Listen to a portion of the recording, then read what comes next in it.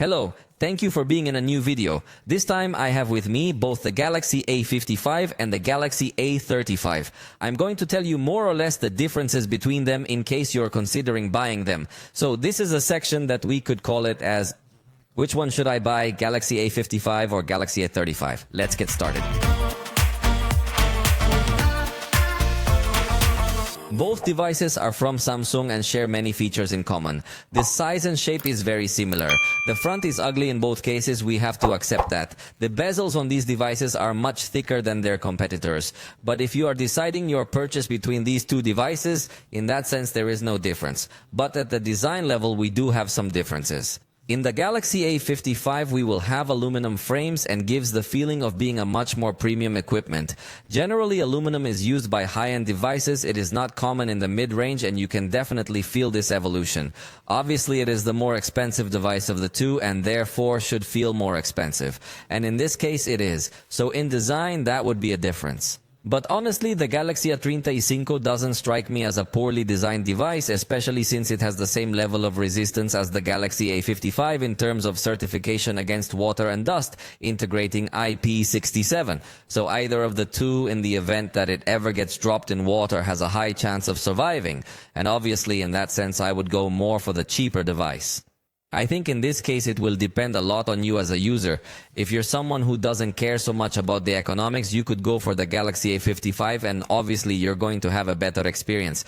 But if you say, you know what, I don't want to spend that much, definitely the Galaxy A35 is going to give you a very good experience. Very similar in many ways to the Galaxy A55, without you having to pay that extra. On screen, the Galaxy A55 is a hell of a lot better because it's a brighter screen.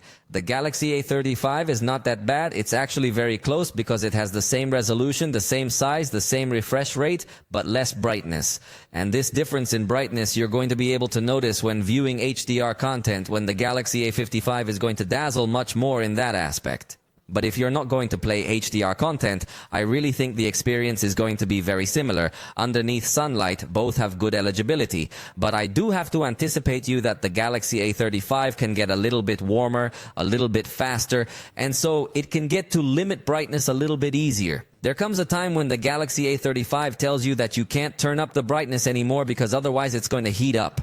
So if you're going to use this device a lot outdoors or where you use your cell phones, it's very hot, you're really going to notice a lot of difference in the Galaxy A55 screen, which can shine much brighter. In sound, the two are very similar, offering us very good stereo sound experience. On the front camera, the Galaxy A55 wins in resolution, but in overall experience, I would say they are very similar. Both devices are going to give you a very good level of detail in selfies. You know that Samsung always tends to give a good treatment in post-processing, so I think both devices will definitely satisfy you in this regard. Here, let's say that the price difference of the Galaxy A55 is not so noticeable. So if your priority is selfies, I don't think it's worth investing more money in the Galaxy A55 when the Galaxy A35 already gives you very good quality selfies.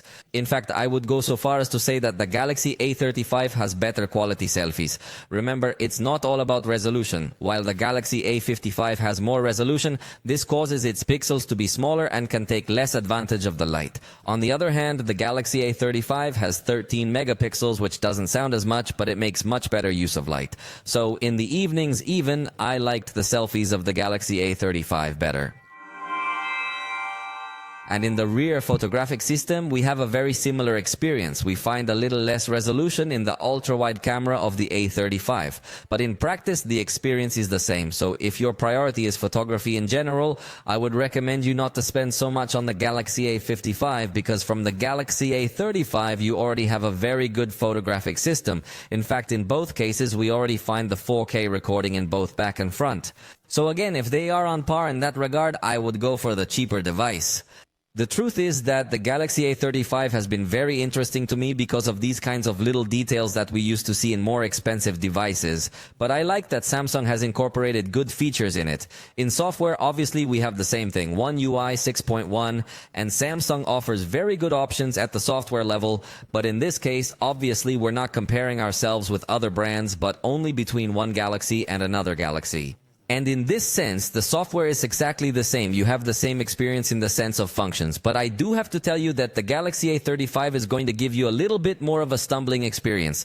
The processor is not very good, to say the least. The Galaxy A55's processor doesn't stand out as being ultra powerful either, but it is much better than the one found in the Galaxy A35. So, in software, we have the same options, but the Galaxy A55 is going to run smoother and the Galaxy A35 is going to be a little more stumbling. There it's up to you as a user. If you feel like you can tolerate a little bit of these stumbles so that the device is more economical, you might stick with this one.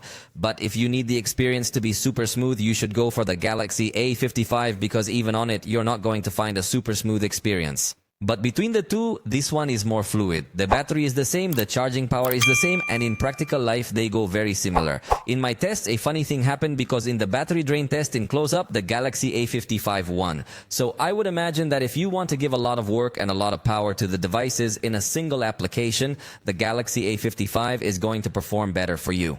But if you're a quieter, more casual user, the Galaxy A35 proved to have better background app management. It gave me almost 2 hours more than the Galaxy A55, possibly also because its screen doesn't get as bright. So this would sum it up that if you are a very heavy user and want your battery to last long, the Galaxy A55 is a better choice. If you're a bit of a quieter user and don't use such powerful or heavy applications, the Galaxy A35 may give you a better battery experience.